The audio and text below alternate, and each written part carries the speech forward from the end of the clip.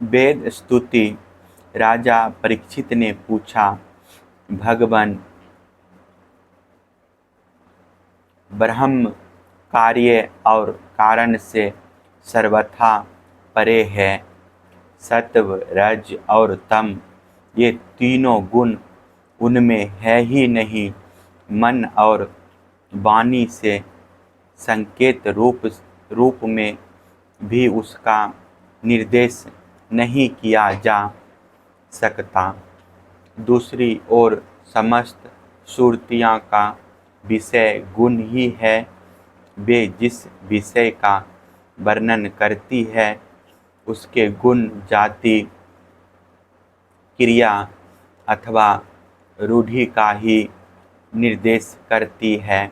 ऐसी स्थिति में श्रुतियाँ निर्गुण ब्रह्म का प्रतिपादन किस प्रकार करती है, क्योंकि निर्गुण वस्तु का स्वरूप तो उनकी पहुँच के परे हैं। श्री सुखदेव जी कहते हैं, परीक्षित, भगवान सर्वशक्तिमान और गुणों के निधान हैं। श्रुतियाँ स्पष्टतः सगुण का ही निरूपण करती है, परंतु विचार करने पर उनका तात्पर्य निर्गुण ही निकलता है। विचार करने के लिए ही भगवान ने जीवों के लिए बुद्धि, इंद्रिय, मन और प्राणों की सृष्टि की है। इनके द्वारा वे स्वेच्छा से अर्थ, धर्म, काम अथवा मोक्ष का अर्जन कर सकते हैं।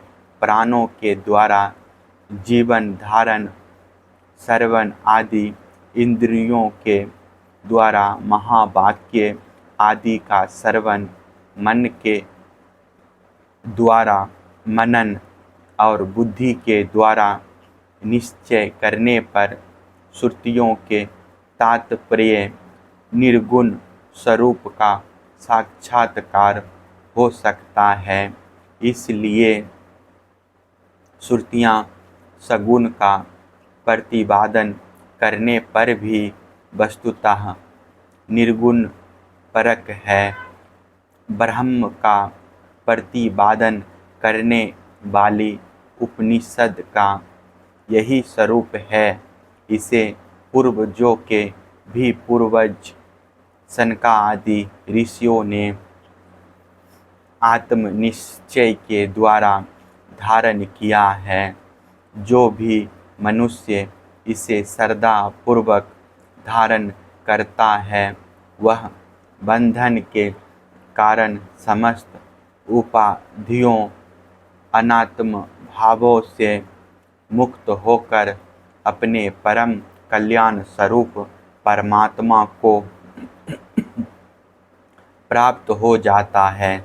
इस विषय में मैं तुम्हें एक गाथा सुनाता हूँ। उस गाथा के साथ स्वयं भगवान नारायण का संबंध है। वह गाथा देवऋषि नारद और ऋषि श्रेष्ठ नारायण का संवाद है। एक समय की बात है, भगवान के प्यारे भक्त देवऋषि नारद जी विभिन्न लोकों में विचरण करते हुए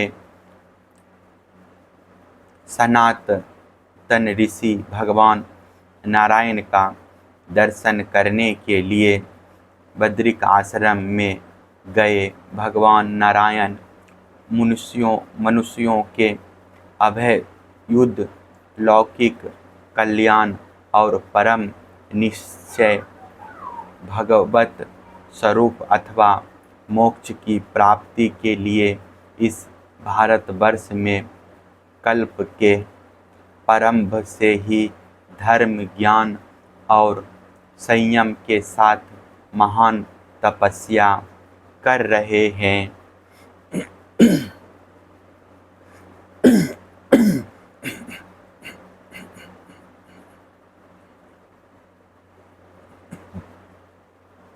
परीक्षित, एक दिन वे कलाप ग्रामवासी सिद्ध ऋषियों के बीच में बैठे हुए थे। उस समय नारद जी ने उन्हें प्रणाम करके बड़ी नम्रता से यही प्रश्न पूछा जो तुम मुझसे पूछ रहे हो। भगवान नारायण ने ऋषियों की उस भरी सभा में नारद जी को उनके प्रश्न का उत्तर दिया और वह कथा सुनाई जो पूर्वकालीन जनलोक निवासियों में परस्पर वेदों के तात्पर्य और ब्रह्मा के स्वरूप के संबंध में विचार करते समय कही गई थी। भगवान नारायण ने कहा, नारद जी, प्राचीन काल की बात है, एक बार जनलोक में वहाँ रहने वाले ब्रह्मा के मानस पुत्र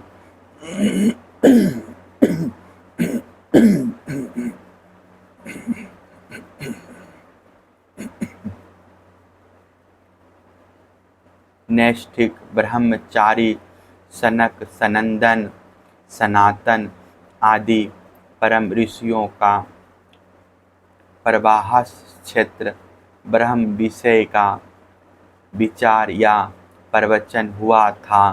उस समय तुम मेरी श्वेत दीपाधिपति अनिरुद्ध मूर्ति का दर्शन करने के लिए श्वेत द्वीप चले गए थे।